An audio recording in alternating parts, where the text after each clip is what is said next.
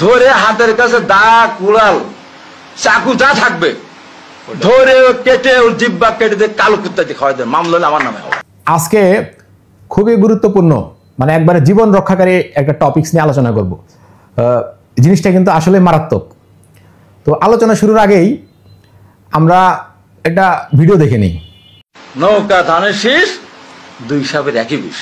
আমি বলেছিলাম আজকে বই এই স্লোগান যে যেখানে দিবে ধরে হাতের কাছে দা কুড়াল চাকু যা থাকবে ধরে কেটে ওর জিব্বা কেটে দিয়ে কালো কুত্তা দিয়ে খাওয়াই দেন, মামলা হলে আমার নামে হবে।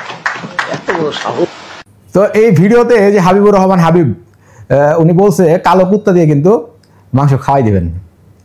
তো ওর ভিডিওর এই কালো কুত্তার কথা শুনে আমার একটা গল্প মনে পড়লো। গল্পটা হচ্ছে, আমরা যখন রাজশাহী মেডিকেল কলেজে অর্থোপেডিক্সে ট্রেনিং করি তখন পেশেন্ট ছুটি হওয়ার সময় জিজ্ঞেস করতো যে স্যার কী খাওয়া বারণ, কী খাওয়া বারণ না, তো কী খাওয়া যাবে।